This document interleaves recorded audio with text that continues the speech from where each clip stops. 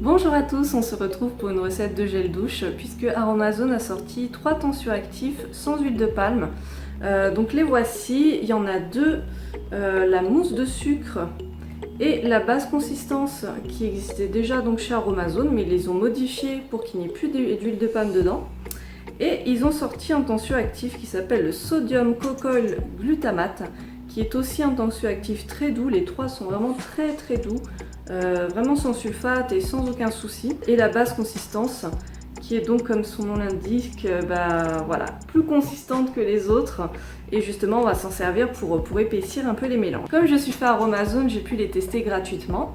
Et du coup, j'en ai utilisé deux, donc la basse consistance et le sodium cocoyl glutamate, je crois que c'est ça le nom. Il est nouveau pour moi, oui c'est ça.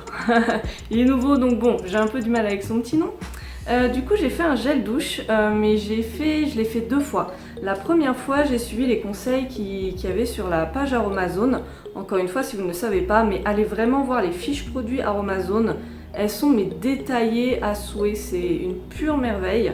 Et du coup, ils vous mettent des petits exemples de recettes. Moi, du coup, j'ai suivi la recette de gel douche qu'ils proposaient. Et en fait, ça a été hyper liquide. Vraiment, le rendu, c'était liquide comme de l'eau. Donc en fait, je m'en suis déjà rendu compte, mais la basse consistance est beaucoup plus liquide que celle d'avant. Celle d'avant, franchement, elle coulait pas comme ça, hein.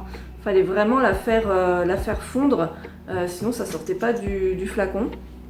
Donc je pense que voilà, si vous achetez cette basse consistance, il va falloir revoir les dosages par rapport à l'ancienne. Donc j'ai remanié tout ça et nous voici pour la recette. Donc j'ai fait 200 ml de gel douche et j'ai voulu utiliser ma fragrance pomme d'api qui sent divinement bon. La pomme acidulée, c'est sucré mais sans être écœurant. Mais du coup j'ai commencé par prendre mes tensioactifs, donc le sodium cocoyl glutamate. J'en ai mis 20%, soit 40 grammes. Ensuite, j'ai pris ma basse consistance, j'en ai mis 27%, donc 54 grammes. J'ai un petit peu mélangé. Ensuite, j'ai pris un autre récipient pour que ce soit plus facile à doser. Et j'ai pesé mon eau, donc 96,6 grammes à peu près. Hein, les chiffres après la virgule, surtout pour l'eau, c'est pas très grave si c'est pas exactement pareil, hein, mais environ 96 grammes. Hein. Et ensuite, donc j'ai versé petit à petit mon eau dans mes tensioactifs pour justement pouvoir mélanger délicatement, que l'eau s'intègre bien au tensioactif sans en mettre partout. Ensuite, j'ai mis 2,8% d'acide lactique, c'est ce qu'ils conseillent en fait sur leur site. Donc je suis restée là-dessus, donc ça fait 5,6 grammes. J'ai dosé en fait à la pipette, ce qui fait 4,7 millilitres. Bientôt, je vais essayer de vous faire l'article pour vous expliquer comment convertir les grammes en millilitres. C'est tout simple, mais voilà, faut que je vous fasse l'article. Et alors la grande magie, vous allez voir que petit à petit, quand on mélange avec l'acide lactique, et ben ça s'épaissit drôlement, ça devient très pâteux. Ça peut faire peur sur le coup, mais c'est vraiment une histoire de pH. Je ne l'ai pas précisé, mais l'acide lactique, c'est vraiment un correcteur de pH. Ça va acidifier le mélange. Ça a un peu le même rôle que l'acide citrique. Et l'acide lactique est notamment très utilisé pour les produits capillaires, notamment pour les shampoings, parce que ça a une très grande affinité avec les cheveux. Mais du coup, voilà, on peut totalement l'utiliser dans les gels douche. Si j'ai bien compris, c'est le sodium cocoyl glutamate qui baisse énormément le pH. Et normalement pour un gel douche, il faut que le pH soit entre 5 et 7,5. Donc voilà, avec le sodium cocoyl glutamate, ça augmente vraiment, ça augmente, je crois que j'avais testé la dernière fois où le pH était à 12. Donc vous voyez, on y est très loin. Donc voilà, j'ai mis l'acide lactique, ça a vachement épaissi. C'est très marrant. À savoir que vous verrez pour la suite de la recette, ça va rester à peu près comme ça. Mais sachez que selon les ajouts que vous allez faire, la texture peut totalement changer. Ça peut se liquéfier d'un coup ou s'épaissir d'un coup. Notamment, j'ai fait un autre gel douche que vous trouverez sur mon blog. J'ai pas fait de vidéo, mais elle est sur mon blog. Elle est à peu près similaire. J'ai pas changé grand chose au dosage. Et j'ai rajouté 2% d'huile essentielle de pamplemousse. Voilà, pour faire un gel douche un petit peu... qui sent bon les agrumes, mais aussi bon pour la cellulite.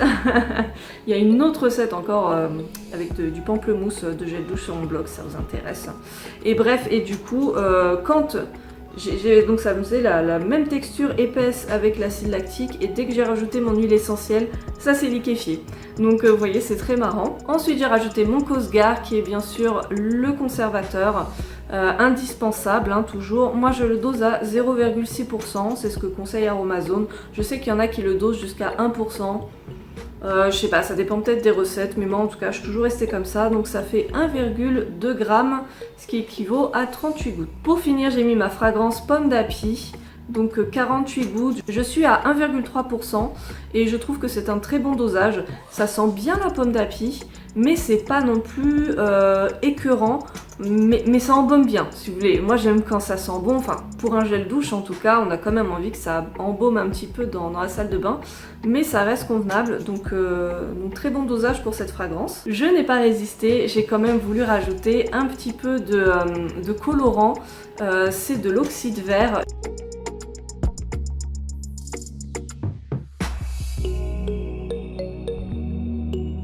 Mais pour ce qui est de mon gel douche au pamplemousse, je viens de le faire aussi, et on voit tout de suite hein, que la texture est bien plus liquide. Mais là j'ai mis aussi un colorant en poudre, et il y a de l'eau partout. Mais en tout cas voilà, dans un flacon transparent, en tout cas ça fait très très sympa je trouve d'avoir une couleur en rapport avec la fragrance. Donc voilà, c'est des très bons tensioactifs, franchement je ne peux que vous les conseiller. Donc à revoir les dosages par rapport à la basse consistance. Mais en tout cas, vous êtes sûr avec ça que vous n'aurez pas la peau irritée. Vous pouvez faire aussi des shampoings. Bientôt, je vais faire un shampoing liquide avec une infusion de poudre de pivoine, idéal pour les cuirs chevelus sensibles. Et j'utiliserai la basse consistance et la mousse de sucre. Et on verra ça donc une prochaine fois. N'hésitez pas à me dire si vous avez testé ces tensioactifs et quel petit embout vous avez fait avec.